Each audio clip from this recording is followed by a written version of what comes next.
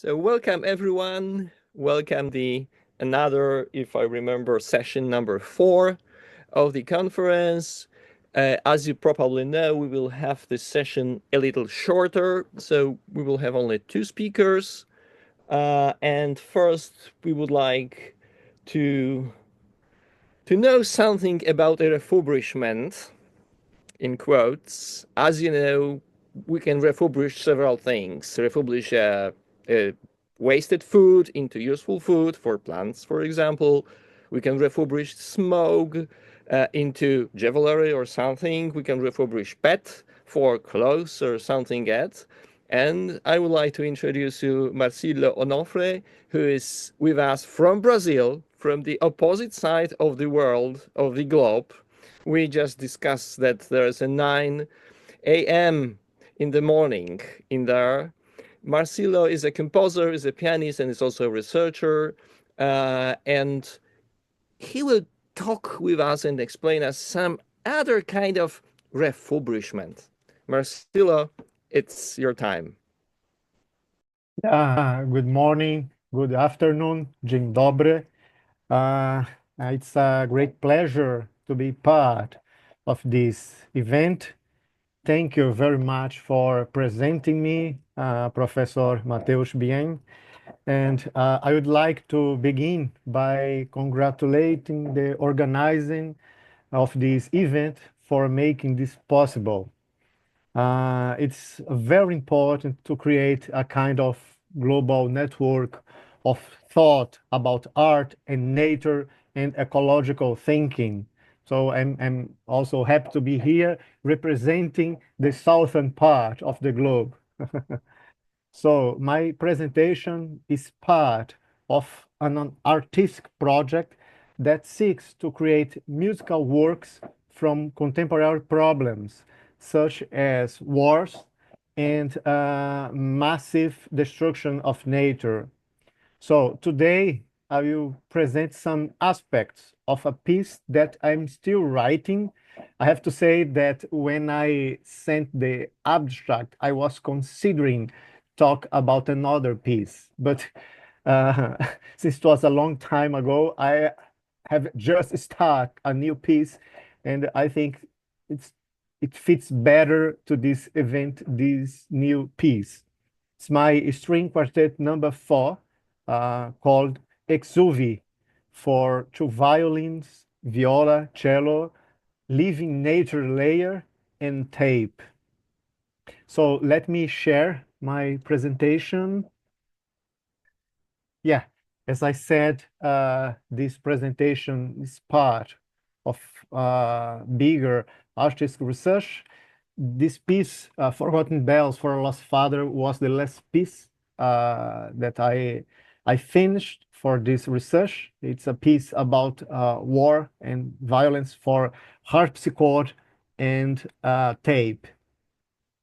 But today, I'm going to talk about this kind of thing that we call ekphrasis or Eco-Ekphrasis. This presentation is divided in 2 parts. The first is on ekphrasis and Eco-Ekphrasis, and the second part is about my creative approach. So ekphrasis is a kind of rhetorical device that involves using words to create a vivid impression of a visual object or a scene or a stimulus. It's a pictorial description of a real or imaginary object. It's also the process of moving an idea from one medium to another. So it's a kind of transmedialization. For instance, move an idea from painting to literature. When I have, for instance, a painting described inside a book, for instance, or from painting to music, and vice versa. It's also the capability to bring absent things to mind. So the most famous example of ekphrasis we can find in the Iliad by Homer, when the writer described the shield of Achilles. It is described in a very poetic and expressive way. So I won't read this, but just to give you some impression what an ekphrasis is, a classical ekphrasis is. So ekphrasis can impact in different aspects of a work of art or a piece of music, in the project, in the material, and also in the technique as well. So I have some examples to show you a little bit about ekphrasis in music. The first example I took from Der Rosenkavalier by Richard Strauss, when the composer created a kind of sonorous silver rose using some metallic instrument and a intricate harmony that mimics the rose petals. So we can hear this.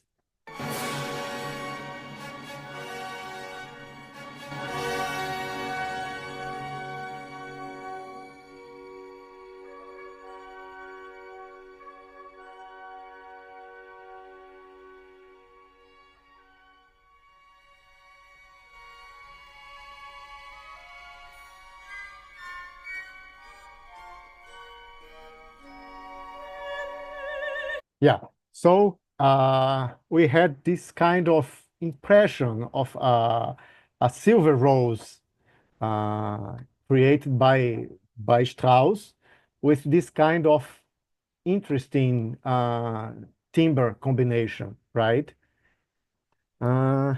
We also have another example from one of Ligeti's etude, the number 14, called Columna Infinita, and he took the idea from Constantin Brancusi Obeliscum, which has the same name. It's Columna Infinita. So we can easily see how the shape of the Brancusi's piece is transcribed in Ligeti's music. So we have this kind of shape, right?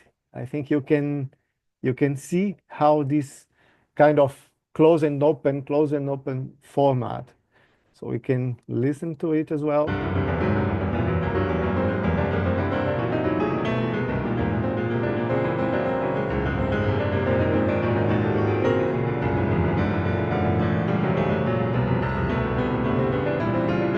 Yes, and we have also this kind of going up forever movement, right? We also have the same kind of figure in Kaya Sariaho, Set Papillon for solo cello. So we have here a representation of the butterfly's wing. Each movement, we can see how she alternating a very, very fast figuration from one pitch to another, from one harmonic to another, from a real note to an harmonic, representing the way how the butterflies move their wings. So I can play the first one.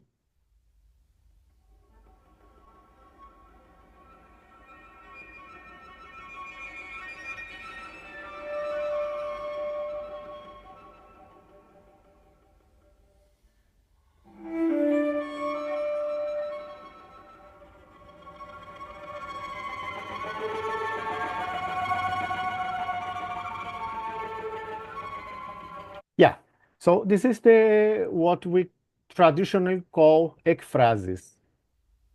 But the notion of eco-ekphrasis are found in Gabriele Rippel paper called Sustainability, Eco-Ekphrasis, and Ethics of Literature Description. Her paper was published in this book called Cultural Sustainability. And in her paper, she described a kind of bioart installation created by one of the characters in the book. And so this is a kind of transmedialization. So the installation, it's not in the real world. It's in the book, it's in literature, right? So this is the way how she transmedialized the installation, a complex installation with many animal bones, to a literature book. The book was written by Margaret Atwood, and it's called The Year of the Flood, and it was published in 2009. So in my piece, which is called String Quartet number 4, Exuvi, I used as a starting point for my Eco-Ekphrasis basically two things. The first one is my local context, where I live in Brazil. So as you probably know, Brazil has many hotspots of biodiversity in the world, right? And I'm also using a kind of exhibition by a Polish Brazilian artist called Franz Kreitzberg. I don't know if this name is familiar for you, but he was a very important and a very active artist here in Brazil. So first, let me give you some context and show you the place where I live. I live here in João Pessoa. I think you can see the arrow, right? It's exactly in the corner of Brazil, in northeastern part of Brazil. And if you Google the name of this city, which is called João Pessoa, probably you will find a picture like this. So we are in the coast, and as you can see, we still have some fragments of forest here, almost in the middle of the city, right? I think you can see here. And this is another perspective of the city.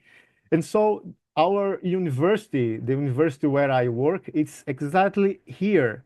So you can see smaller green points or green oases inside the campus, right? These forests or these spots were part of a much bigger forest called Atlantic forest. So here in this animation, you can see how this forest disappear during the years, right? And we are lucky enough to have still some spots in our campus, right? And during my morning walks in the campus, I found some interesting animals and some interesting sounds I can show you to give a better perspective.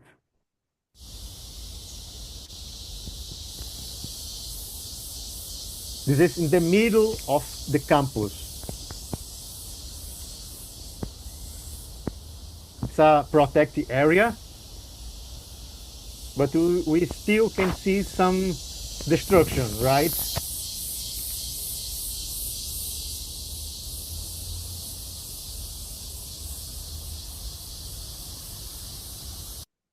Yeah. So as you can hear, we have a lot of cicadas I recorded this during the cicada meeting season, and I recorded many of them. So I have here.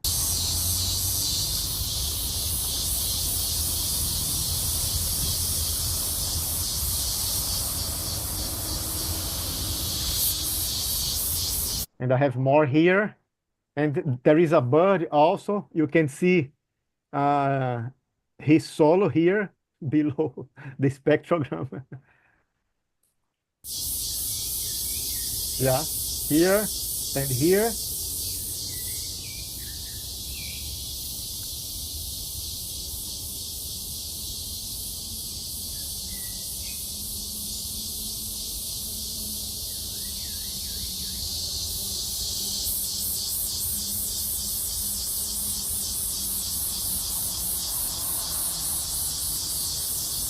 Yes, we have a lot of cicadas. Fantastic, And, fantastic. yeah, and I'm using the concept of exuvie. Exuvie, it's a kind of exoskeleton, right? And for me, this is a metaphor of transformation. Exuvie, from Latin to English, means more or less empty body. This is an outstanding title as well. So the second part of my artistic project is based on Franz Kreitzberg exhibition called Extreme Nature. I was lucky enough to visit his exhibition in 2017, the same year he passed away. So he was a very active artist, and he moved to Brazil in 1948, and he lived in many places. Here, he was born in Cojinice, and he passed away in Rio de Janeiro. The artist defined his sculpture as a scream. I have to say that he used a lot, many burned tree trunk, right? The scream of a man outraged by environmental destruction on a planetary scale. He said, I simply feel like screaming. If I scream in the street, they lock me up in a psychiatric hospital. So it's better to create new works. So from this quotation, I think that for me, the scream of the nature is our cicadas, right? This was as close as possible I found in my context. So here we can see many of his art, sculptures. And I asked myself, what could I take from Kreitzberg work? So the notion of screen of the forest, the destruction through fire, a transformation, right? A burnt tree trunk that become a kind of work of art. The memory also is very important for him, and static and non-linear form, and it's also a little bit minimalist as well, and direct interaction with the environment, right? And so that's the plot of my new piece, a piece that I'm working right now, making some recordings, asking for my colleagues to play some techniques and to send me the recording. And I'm planning to perform it next year in the middle of this Atlantic forest inside our campus, right? And during the mating seasons of our cicada. So you have this kind of pedal or choir made by cicada. That's what I called a living nature layer, right? So this piece was my way, or the way I found to draw attention to the destruction of the Atlantic forest. As I said, the premiere will be next year during the cicadas mating season in the forest, and the work is in the recording and sound manipulation phase. So I have here some sounds that I called a burning violin. I can show you.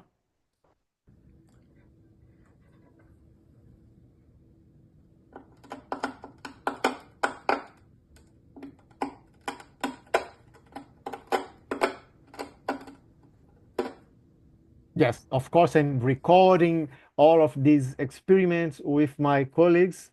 This guy, Vladimir, he lives in Canada. He's Brazilian, but he lives in Canada, and he's helping me with some sounds. So I really want to show you the score, but I still don't have it. So I can show you the score of my previous quartet, which is totally different from this new one. So because here you can see many things happening at the same time, but this one, it's a way of renew my own compositional output, right? Because I don't want to have this kind of right, and it's going to be a little more static just to speak. So I have here some final thoughts. The composing based on notion of ekphrasis means approaching someone else's work of art and using it as a kind of window from which we observe the world with our own eyes, but with someone else's perspective. The Eco-Ekphrasis is an ethical way of facing ecological issues, reusing ideas from other artists, drawing attention to old problems like deforestation, fires, desertification, and so on. For me, embracing a musical artist project based on Kreitzberg work means composing and then decomposing, burning, and or sacrificing materials, structure, and technique with the aim of bringing the two worlds closer together. I have here some reference, most of them about ekphrasis and Eco-Ekphrasis. Bardzo dziękuję. We thank you very much and dziękujemy bardzo. We are just expecting for this performance, and I hope it will be an opportunity that you join us next time, or at last send us this stuff. Could you just quickly tell us what the electronic layer means? Because you mentioned that it will be a string instrument and environment, but also it's an electronic layer. Yes, I actually have to say that I don't want to disturb very much the cicades. So I am planning to use the electronics just to create a kind of hyper string quartet, right? So I'm going to use the same sound, quiet sounds, just to create a kind of ambiguity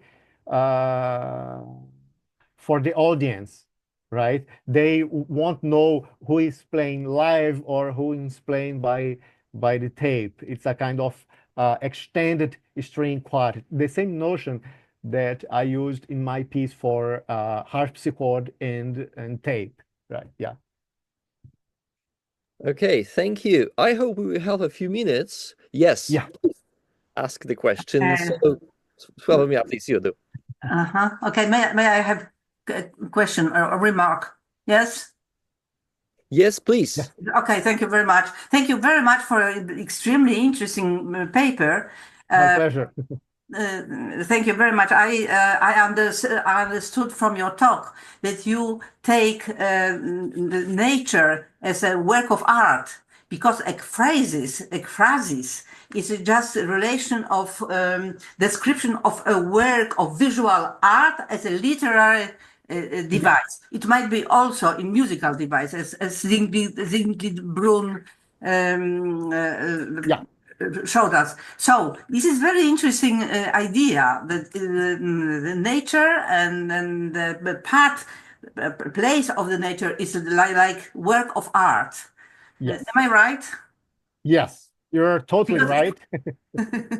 Yes, and I'm also considering this kind of eco-ekphrasis process from the exhibition of Franz Kreitzberg as well. Okay. The way how he used this kind of burnt tree trunk, as a kind of destruction and Yes. Ekphrasis should be different.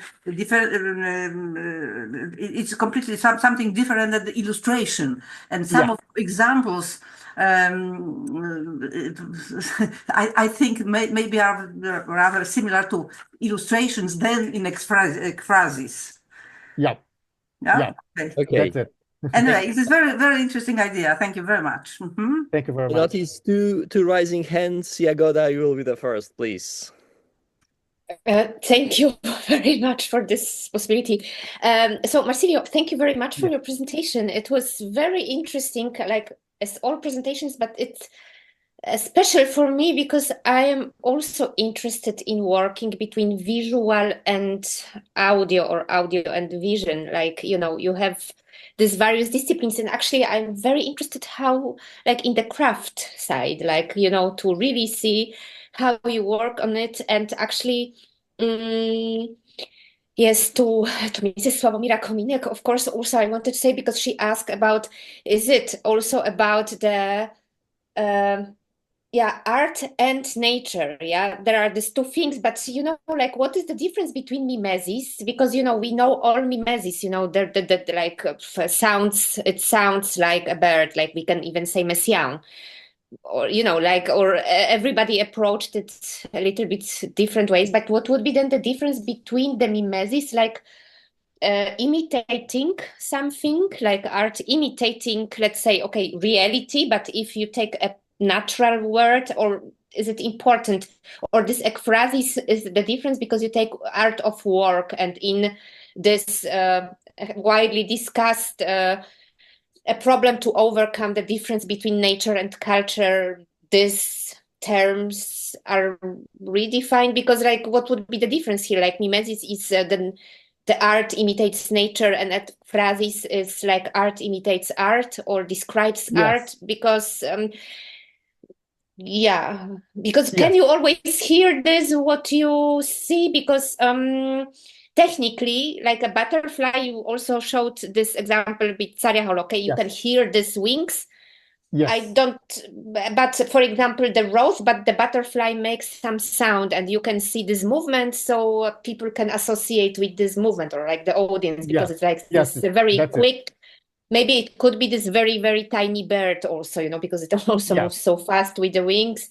But the rose cavalier, this is very abstract, because the rose produces no sounds. And then actually Francesco Filidei made this in the name of the rose, and I think he took the structure of like Umberto Eco book, and he took as a structural model, like for his composition, simply the rose petals. And I think Sariaho also wrote like a petals piece.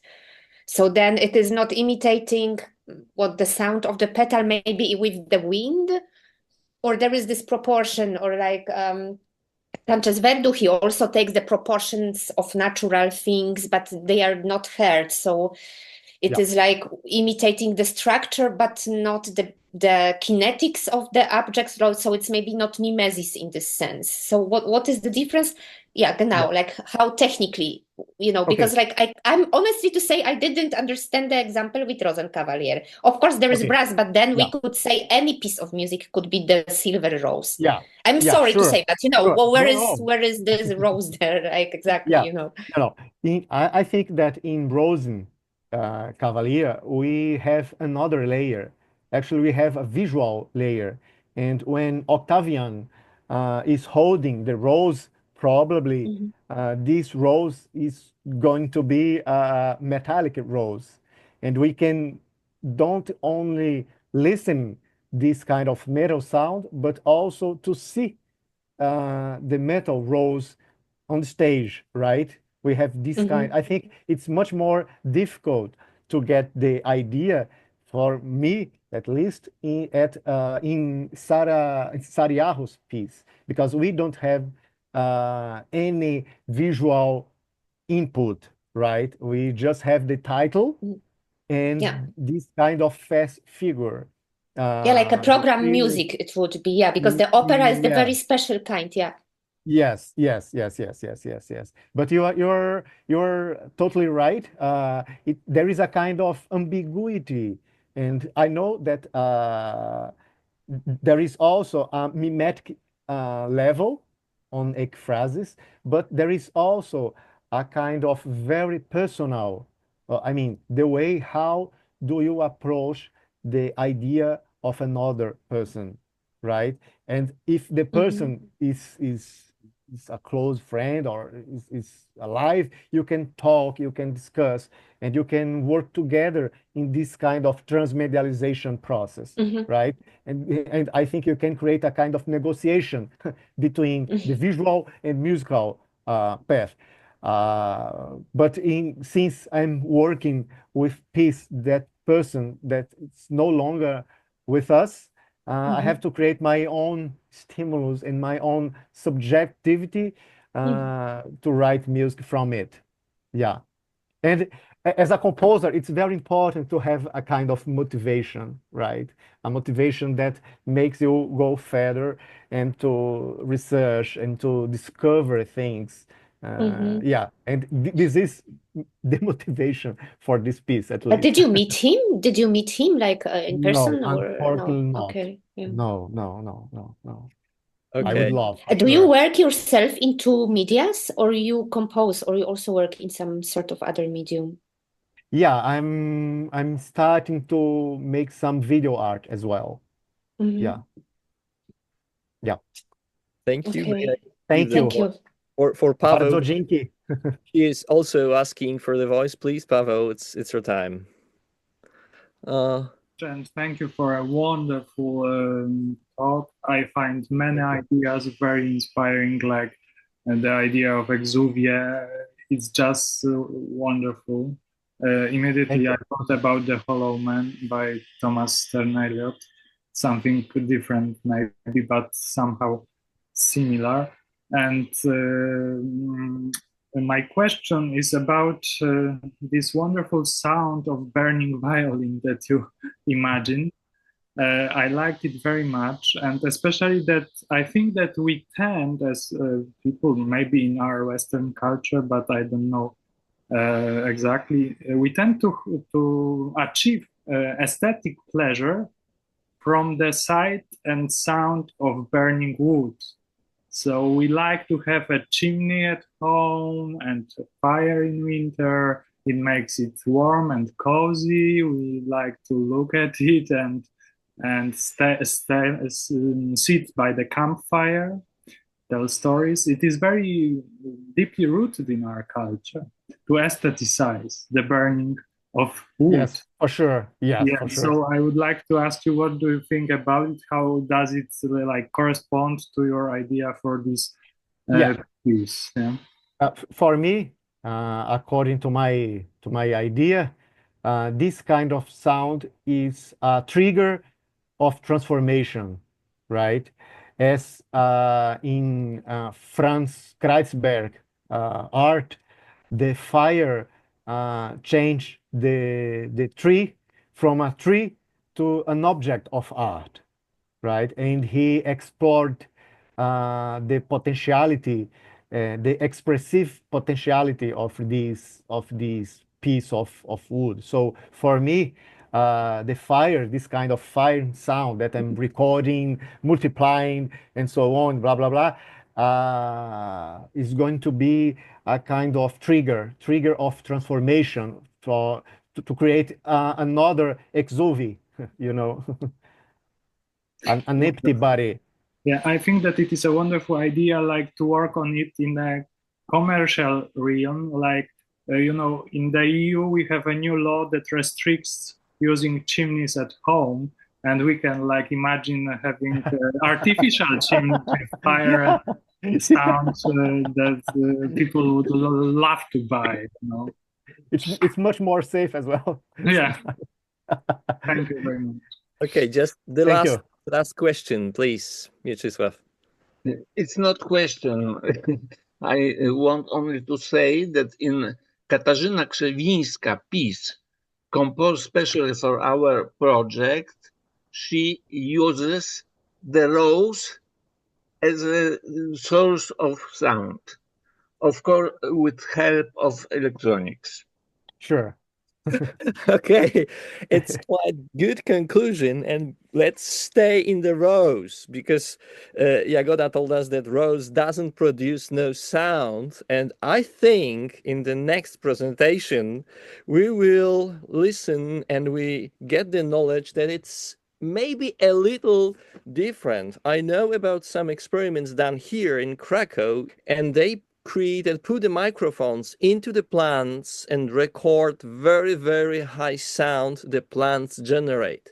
But I would like to now introduce you the Švihálková, and she's taking a part and would like present us the project with the plant on the first place. So, Kristi, please, it's time for you. Hello, everyone, and thank you for having me. It's an honor and pleasure to be here. And today I would like to present you Greenterview, which is my solo interdisciplinary project that explores the intersection of human and plant life. And the project challenges traditional notions of performance, communication, and agency by bringing together a human performer and plant, with the plant taking the lead role. So the idea behind Greenterview is to investigate the subtle and almost invisible existence of plants, particularly houseplants, which are omnipresent but frequently neglected. And in this project, the plant challenges the traditional human-centric views by being positioned as the main performer. And by doing this, Greenterview encourages us to rethink human superiority and offers a perspective in which plants have their own forms of agency, and I hope not only in artistic space.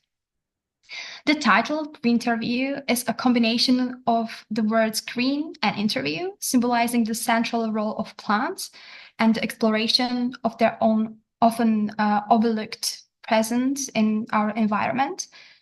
And in this project, I ask us to consider plants not merely as background objects, but as living entities with the potential to communicate in ways that transcend human understanding.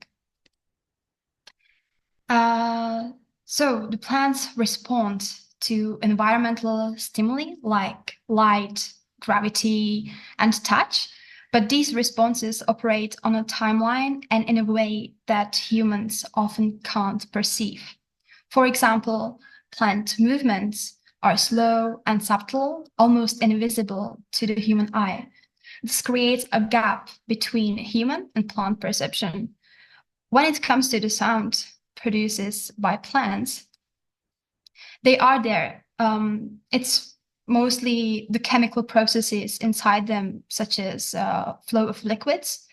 And additionally, plants make popping sounds. The more stressed the plants are, the more of these sounds they produce. However, we as a human beings, we cannot hear them. So we have to use microphones for amplification in order to hear those sounds. So right from the beginning, I knew I needed to question the meaning of communication. And by questioning what it means to communicate, the project embraces postmodern thought, where communication is fragmented, multidimensional, and ever-changing. In this way, Greenterview explores how plants might communicate through sensory and temporal scales that are different from our own. I must say that the language I created for this project is inspired not only by scientific work, but also by literature, including The Little Prince or The Day of the Triffids. And I also use movement as a part of the compositional material, especially in the first version of the project, because the project has 2 versions. I created the first one almost a year ago, and then I thought I'm done with it, but then I realized I'm not. So I opened the project again, and I started to work on the second version, but I will talk about it later on. Yeah. And for this project, I decided to use English ivy or Hedera helix as its main subject because it's an archetype of a green which surrounds us daily. And the staging of this project is very simple. It's just the performer and the plant. So when it comes to the first version of Greenterview, it was divided into 3 parts. The first part focused on the imitation of the plant's movement and sounds by a human performer. This was an attempt to create a dialogue between the human and the plant. Then the second part featured a video and the plant's shadow and a recording of sounds made by playing drum set using extended techniques. And this part meant to represent the plant's inner life. And the third part, the last part, integrated the recorded sounds with a live performance, where the performer moved in circles around the plant, mimicking its shapes. And the performance ended with the human performer hidden behind the plant, symbolizing humans and our inability to basically dominate nature. Yeah, and when it comes to the sound material, I mostly use my voice and a little percussive sounds, which I made with my hand, such as like rubbing my hand, but also like snapping and doing all those very little subtle sounds. So it also had to be amplified during the performance. Yeah. So as I said, everything was quite quiet. So I had also a wireless mic to amplify my voice. And of course, I included silence as well. So I also worked with different articulations of breathing. And I was exploring how plants breathe and how this could be translated into sounds or movement. When it comes to movement, it was very carefully choreographed, drawing inspiration from the plant's natural motions. I made several time lapses of my ivy to reveal the hidden dynamics of plant movements. And this actually challenges the traditional human perception of time, allowing us to see the plant's response to its environment in ways we normally wouldn't be able to. And on the other hand, in the first part, I also used more human-like gestures, such as offering or reaching, but these gestures were also intentionally deconstructed. Yeah, so now I would like to show you just a segment of time-lapse which I made.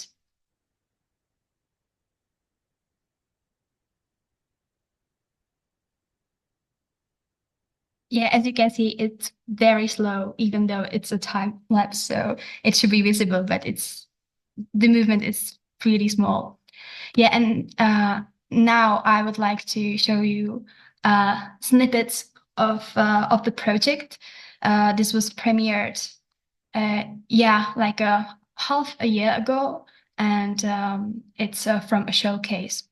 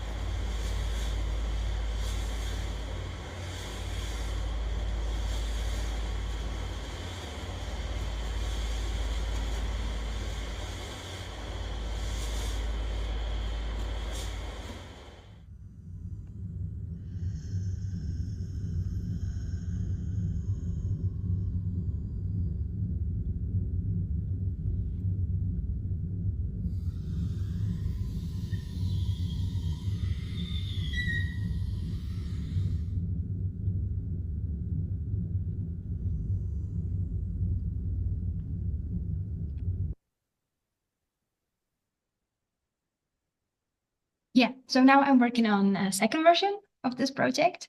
And here I'm taking a little bit different approach, incorporating rhizomatic structures. And because there is no hierarchy in rhizomatic structures and they are continuously evolving, and there's this unpredictability, which also became a key element of the second version of this project.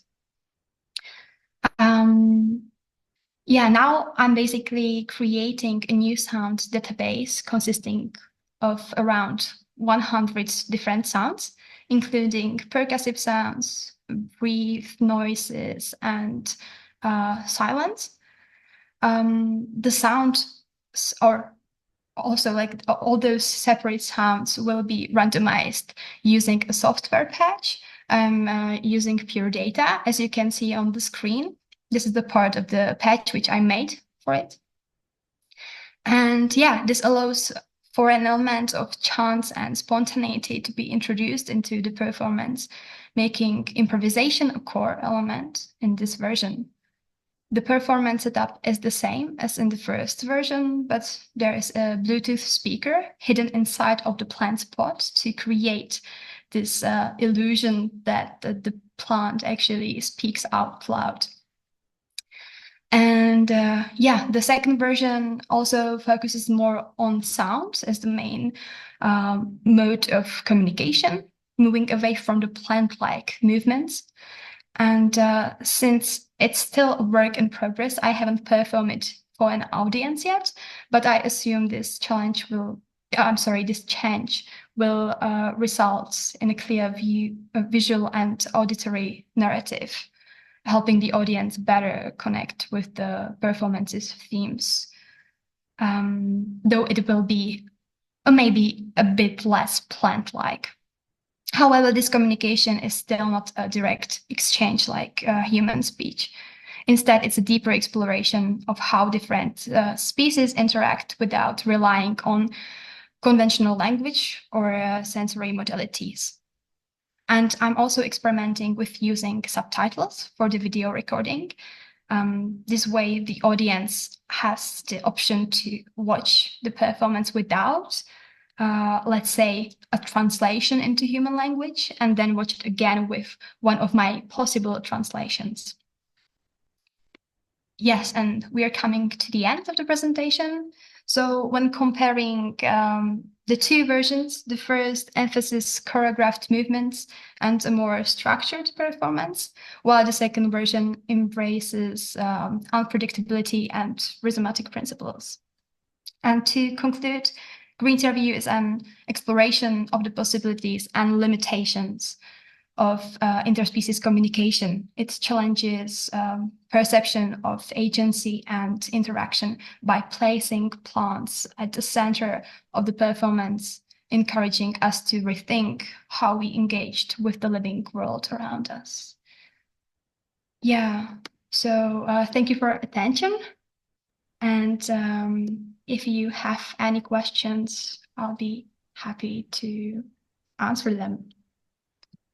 Thank you very much. And of course, we are probably curious about this sound of plants. Do you have any example, and you can present us right now some of these recordings which are really acoustical sound of plants? Could you just play it to us, and then I will just give the voice to other people? Yeah, I just let me just find it. There is an actually very nice video on the internet.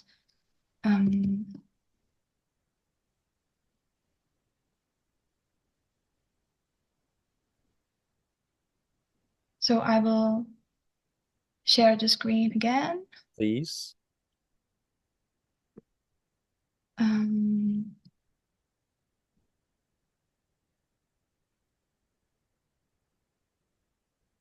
I'm sorry, I'm not sure why it doesn't work. Maybe you can share with us the link using the chat, and we can look for it. That's the idea. And Jagoda, now I would like to give the voice to you. Please ask questions. Thank you very much, Mateusz. So, Kristi, thank you for your presentation. And I enjoyed a lot your performance with the ivy. And I just wanted to add, there was some video projection because like the ivy and its shadow like was huge. Do you make also projection? It's Yes. Okay, so people see a projection and this electronic sounds and you moving. So these are the elements of the performance.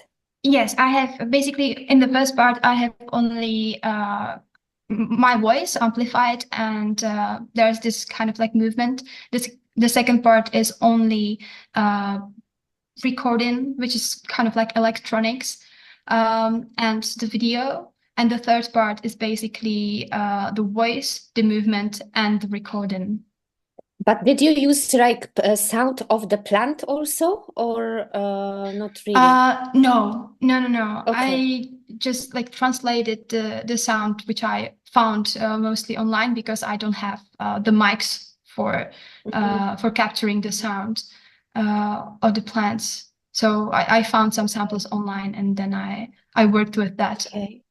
And I want to, like, I have so many questions, but there is more persons. So yeah, this is limited really, the time. But how do you understand communication? Because, and I know more projects, you know, like there is artists now really engaged in nature and everybody tries somehow to look different, like approach to nature than this romantic era. And it's one of the things, like not to invade the nature, but really listen to it and be more like attentive. And I saw this sort of fragility and in your artwork.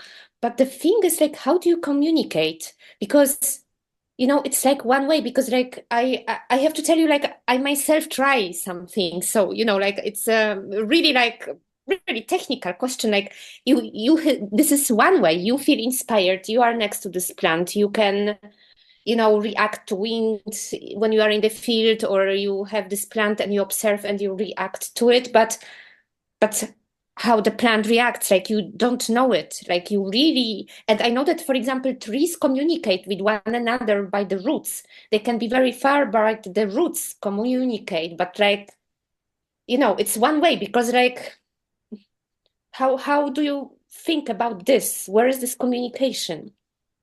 Yeah, that's actually a very good question, because when I was doing the research about this project, I found quite a lot of literature, not only about they call it wood wide web, like the trees communicating through the root system, but also there is this very cool book called Entangled Life by Marilyn Sheldrake, and it's about fungi and how basically fungi and mushrooms are part of our world, and we cannot live without them, even though we just, you know, I think they don't have a lot of credit, but they do a lot of work for us.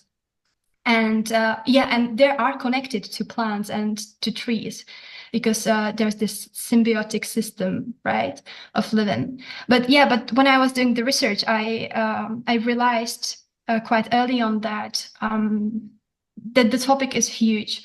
So I really wanted to build up the relationship with this particular ivy plants. So I had it at home on my workspace, where I spent the 99% of my time.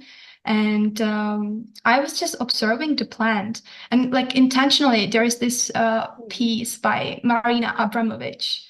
I'm not sure what's the name of it, but she basically sits and she just like stare into the eyes of people for a minute. They're like strange people, you know, just like rotating, and she just like looks into the eyes of those people, and it kind of like inspired me to try this with the ivy plant, so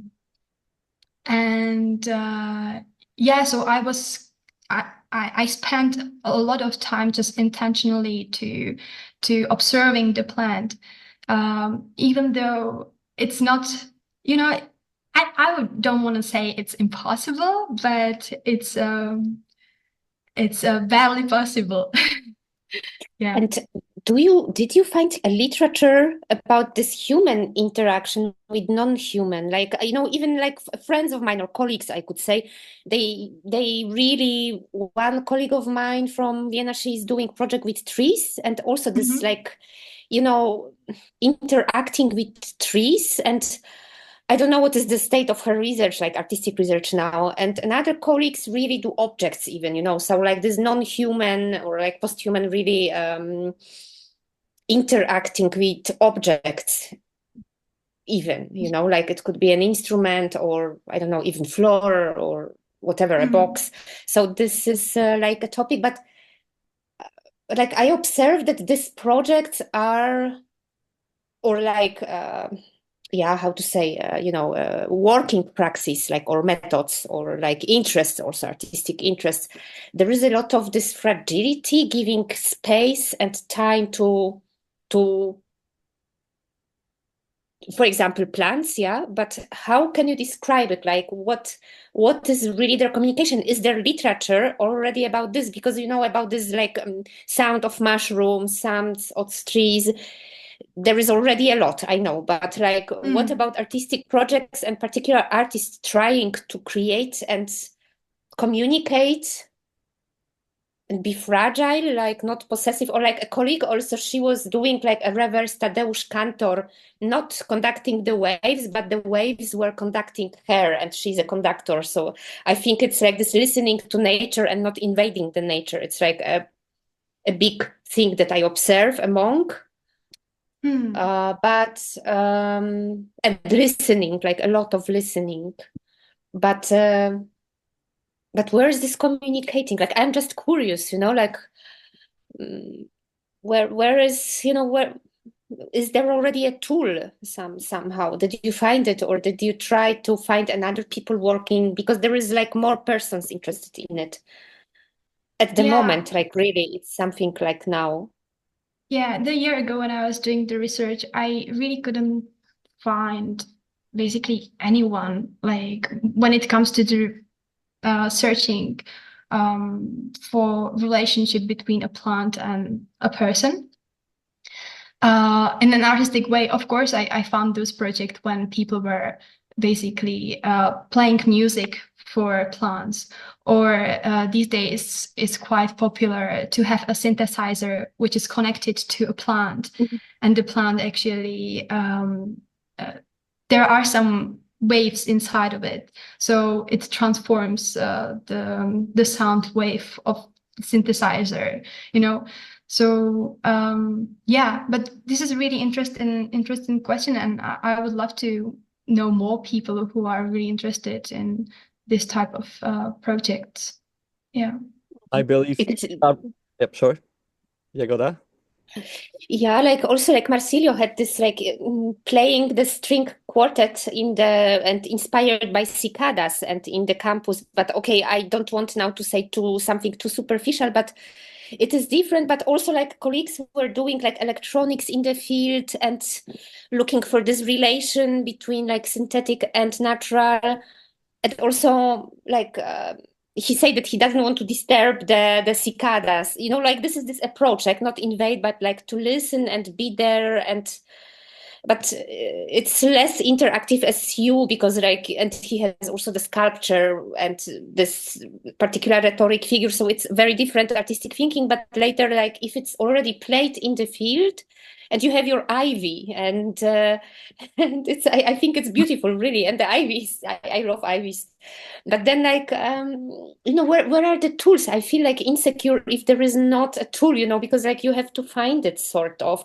This summer I was also walking in the fields and interacting with reeds, like, and it was very inspiring, but this is difficult to work with it.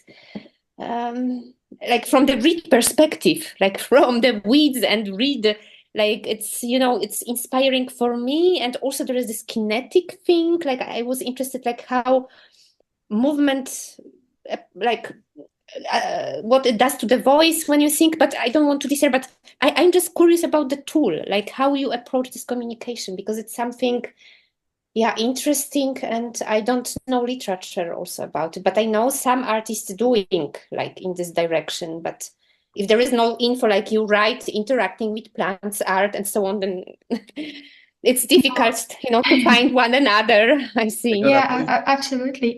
Yeah. Please give the voice to Kristy to answer this. Yeah, I'm sorry. No, it's a really interesting question, and the topic is cool. I would say, it's really difficult when there is no guide for this. And actually, I started basically from my experience. So I was like, so when I would like to befriend someone, so how would I do it? Like, would I go and like hit the person, or like shout at the person, or, like what would be the interaction in the real life, which is, I would say like it's mostly kind of unconsciousness. Like it's we have it like inside of us. We socializing as human beings, so we don't think about it so much. But so this was like my starting point, just like to think through the process actually of becoming friend with someone. And then I was like, but the plant has its own world. It has like different rules, let's say. There are different chemical processes inside of the plants. There's the photosynthesis. So, and what is the difference, for example, on like when it comes to like breathing of plant and breathing of person? Because, for example, in singing, when we as singers, when we breathe together, it's different than when we breathe like differently, it's there's this like different type of energy going on.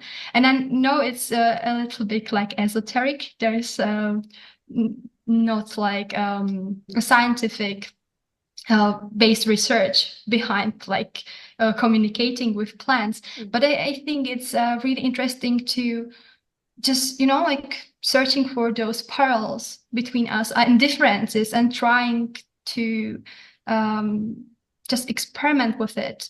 And so I actually made a lot of recordings, not only like audio recordings, but also video recordings of me and the plant, just like trying really come up with some details about the interaction. So for example, I was also thinking about, like, should I touch the plant, or is it too intimate to touch the plant? Also like during the performance. And actually at the end of the performance, I was I wanted to do like a handshake with the plant. So I kind of like shake one of those branches of the ivy. And after the performance, I was talking to some people, and they found it like very offensive. And I was like, but this is my partner. This is my buddy on the stage. So I just wanted to also like give the credit to the plant. And for some people, it was too much, because they kind of started to perceive the plant as an entity. So it was, but not as a human being. But there was this kind of recognition of something special. I'm not sure if I answered your question, though. A little bit like ivy could not approach you with one of the shoots and shake you, so this is really one way, and this is about looking this coexisting, like giving this exactly like treating it as a full entity, like I understand it. Actually, I also found there's a research about plants, how they perceive us as a human beings, because when we talk to them, there's a research about this actually. When we talk to them, they grow more, which is kind of interesting. So maybe they are also kind of like... I have to touch this conversation because we have another rising hand that's waiting very patient. So Małgorzata, please, it's your time to ask the question, please. Thank you. My question will be very short. First, thank you for the very interesting presentation. But what I wanted to ask is, because you said that in the second edition of the project, you want to include subtitles with a possible translation. And I'm very curious, how are you going, or are you making it? Because I don't know if it's ready or not. But are you basing it on what sounds plants emit in different situations, or is just your, let's say, poetic creativity? I'm actually working on both. So I have a few versions, or I'm working on a few different, like, let's say, scenarios, which are based more on scientific research. But then I also have like my, let's say, imaginatory, like interviews with a plant. So I'm kind of like asking like silly questions. I don't know, like, why are you so green, or like, stuff like that. So I just came up with it. That was the first thing which was on my mind right now. But it's more like, like poetic, personal interview, let's say. Okay, thank you. Hey, thank you very much. Does anyone would like to ask this question? Because I see that that's a very short presentation, but it was very inspiring. Both of them are very inspiring and very natural about the connection with the nature and the way how we perceive the nature. I hope there is another 2 conferences, one with cicadas who are discussing how they communicate with humans, and the another with plants, how they communicate with the humans. So don't worry about this relationship. We're still was not invited to that another 2 conferences. So Ja bym chciał. yes, Marcin, of course. It's not a question, but there was a discussion about technical solutions to communicate with plants, and we have such tools already. Because many years ago we were working with Natalia Balska. I am pasting this the chat. Her installation was using microcontrollers, which is Arduino. Probably you know Arduino. Like 10 years ago, it was very popular. And we can program this Arduino to react to plant little voltage potential, and this is quite easy to do. You can also make interaction with plant, like touching the plant, and plant will send you a signal. You can transform the signal to music. You can use it as a MIDI signal. So technically, it's possible. This is answer to maybe Jagoda Schmidtka question that technically. It's well known. We did also such installations in Intermedia in Krakow with students for examination that the plants were having. Plants had interaction with humans through this really simple device, which is microcontroller. And you can do with this signal whatever you want later. Thank you. Oh. Okay, thank you. Dziękuję bardzo, Marcinie, na pewno sprawdzę zaraz Natalia Balska. Dzięki.